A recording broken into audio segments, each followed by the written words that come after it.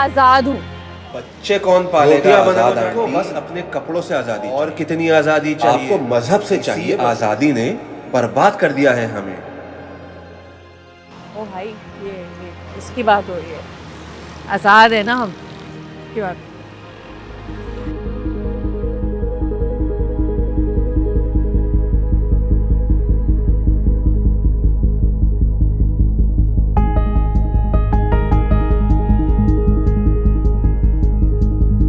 आज़ादी भी ना बड़ा कॉम्प्लिकेटेड सा कॉन्सेप्ट है।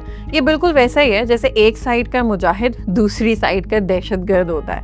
होंगे आप फ्रीडम फाइटर, हक की बात करने वाले, जिससे फ्रीडम मांगेंगे उसके लिए तो आप ट्रेटर हैं या बागी। यहाँ ना आज़ाद ख्याल होना बड़ी मायूब सी बात समझी जाती है, ख़ास तौर पर अगर आपने किसी खातून की किरदार कशी करनी है ना ढके छुपे अल्फाज में, तो अक्सर लफ्ज़ आज़ाद का सहारा लिया जाता है और फिर इस लफ्ज़ के ऊपर पूरी कौम ये सब्ज़ हिलाली परचम लेकर ऐसे जज्बाती हो जाती है जैसे आज़ादी से बड़ी नेमत तो कोई है ही नहीं। तो आज़ादी भी ना सिर्फ एक कॉन्टेक्स्ट में एक्सेप्टेबल है, यानी ये धरती माँ तो आज़ाद हो गई, लेकिन इस धरती में रहने वाली माँ आज़ादी का नारा नहीं लगा सकती क्योंकि वो गलत होगा ना, वो सही नहीं है। हम लेके रहेंगे आज़ादी, ऐ यारो सुन लो आज़ादी, ऐ प्यारो सुन लो आज़ादी, आज़ादी लेना आज़ादी, आज़ादी लेना आज़ादी।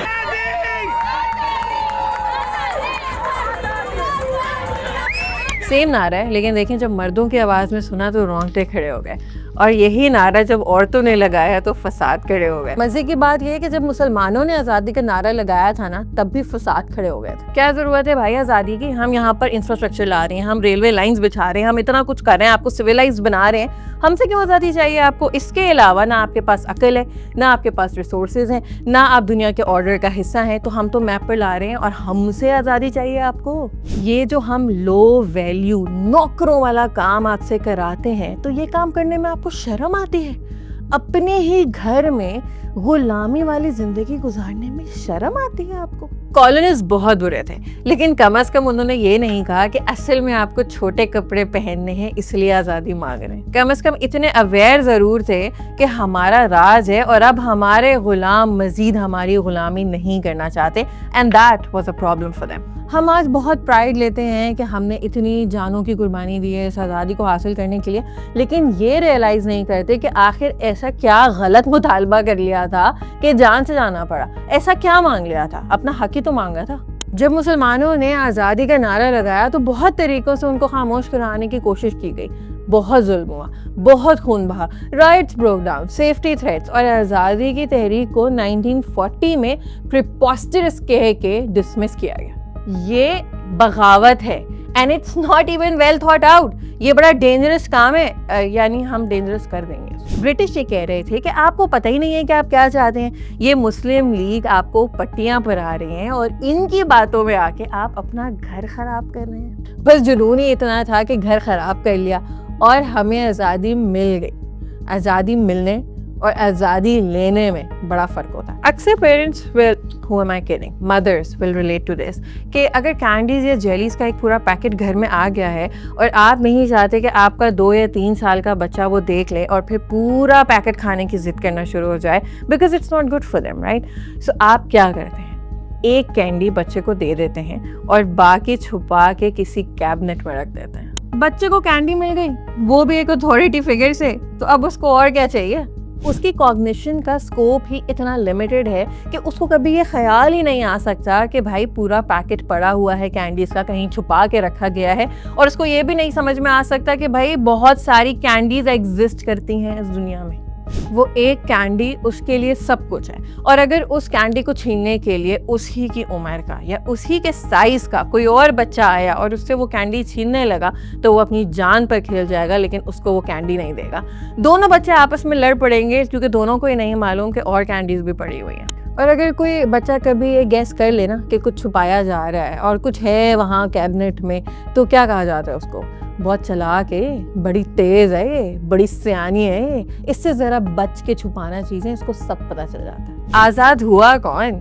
हम तो आज़ाद ख्याली को पहचान भी नहीं सकते। कोई इंसान जो इंडिपेंडेंटली सोच सकता हो, उसके लिए इंसल्ट्स और गालियों के अलावा कोई लफ्ज़ ही नहीं मिलता। अंग्रेज हमें बहादुर या खुददार नहीं कह रहे थे, वो हमें फिनेटिक्स, अनसिविलाइज्ड, एक्सट्रीमिस्ट, जिहादी, अनएजुकेटेड इस तरह के लेबल से नवाज रहे थे। मुगल एम्पायर गिराने के बाद जब बरे सगीर पर कब्जा हुआ तो ब्रिटिश सरकार ने कहा कि इतने बैरबैरिक लोग, इतने सफाक, जालिम, रिग्रेसिव, हाइपरसेक्सुअल, छोटी सोच और अनसिविलाइज्ड लोगों के पास हुकूमत, ये हुक्मरानी करने के काबिल ही नहीं है। इनसे छोटे मोटे काम कराओ, एजुकेशन लो, इनसे क्या करना है इन्होंने पढ़ के, इनको पंखे पकड़ाओ ताकि हमें हवा दें।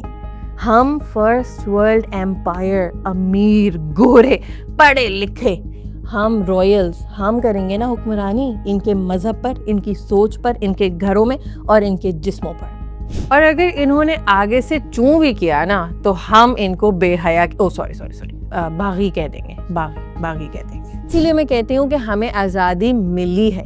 हमने अगर ली होती ना तो आज उसी सिस्टम के एनेबलर्स ना बने हुए होते हैं। वही पैटर्न, वही डिसगस्ट, वही जुल्म और वही ऑपरेशन हमने इस आज़ाद मुल्क में आज़ाद ख्याल लोगों के साथ किया है और फिर कुछ तबकों को मज़ीद कमज़ोर करके अपनी ईगो बूस्ट करते रहते हैं। और इस फिनोमेना के बारे में बहुत बात होती है, post colonial world, second wave of colonialism, internalised colonisation, mental slavery etcetera. I call it tyranny with trauma.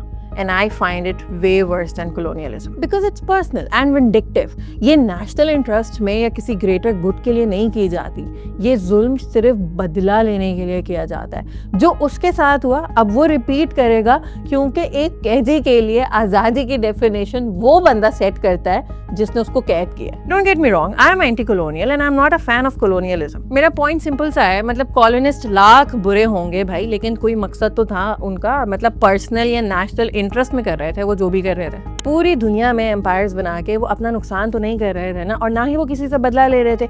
भाई वो ताकतवर थे और एक गोल अचीव करना चाह रहे थे। Again not justifying anything, just explaining what British did as it is. और फिर हमें इन जालिमों से आज़ादी मिल गई। इन्होंने अपना सामान बांधा और पीछे एक ट्रॉमा इंड्यूस्ड सोसाइटी छोड़ के चले गए। लेट मी रिफ्रेज दैट, उन्होंने पूरे पैकेट में से एक कैंडी निकाल के हमें दी और बाकी अपने साथ बांध के लिए गए। इमेजिन करें कि एक कैदी है, उसके हाथों में जंजीरें बंधी हुई हैं, वो जैसे पुराने ज़माने के डंजन्स में होता था ना कि वो दीवार से लगी होती थी जंजीरें, और एक तलवार ऐसी है जो दुनिया में मौजूद हर किस्म का मेटल और मटेरियल काट सकती है। आप ये तलवार इस कैदी को दें और ये अपनी जंजीरें काटने के बजाय दूसरे कैदियों का गला काटना शुरू कर दें। आप इमेजिन करें कि उसी जेल में एक और कैदी है, लेट्स कॉल हिम कैदी नंबर 2। वो कुछ अरसे से बैठा हुआ ये तमाशा देख रहा है कि यार ये क्या बेवकूफ़ इंसान है, पहले ये अपनी जंजीरें काटता, फिर हमारी जंजीरें काटता, हम सब मिल जाते और म्यूटिनी कर देते, बगावत यानी अपने राइट्स मांगते। ये उल्टा हम पर जुल्म कर रहा है, खुद इसके पास कुछ भी नहीं है। अब ये कैदी नंबर 2 पहले तो एक जेल में जालिमों ने कैद किया हुआ है, फिर जेल के अंदर दूसरे कैदी से अपनी जान बचा रहा है, और अब वो उसको समझाए कि यार ये तलवार हमारे साथ शेयर कर लो ताकि हम भी अपनी जंजीरें काट के आज़ाद हो जाएं, तो उसके ऊपर बेहयाई और आज़ाद ख्याली के इल्ज़ाम लगा दिए जाएं।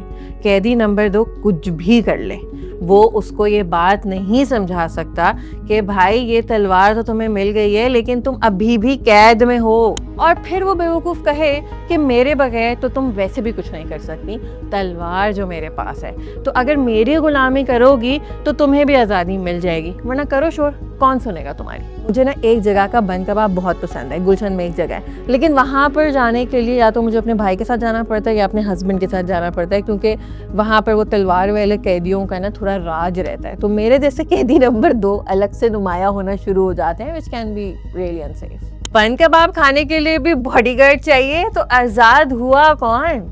या तो फिर आज़ादी के बिना कोलेस्ट्रॉल की तरह टाइप्स हैं, गुड आज़ादी और बैड आज़ादी। बस फ़र्क ये है कि कोलेस्ट्रॉल कांस्टेंट रहता है लेकिन बैड आज़ादी चेंज होती रहती है। पहले मुसलमानों का आज़ादी मांगना ब्रिटिश सरकार के नज़दीक बैड आज़ादी थी, लेकिन मुसलमानों के नज़दीक इट वॉज गुड आज़ादी। फिर 1947 के बाद जो हमें मिली वो गुड आज़ादी थी, और अब जो ख़वातीन मांग रही हैं वो है बैड आज़ादी। और मे बी फिज़िकल आज़ादी इज़ डिफरेंट दैन स्पिरिचुअल आज़ादी।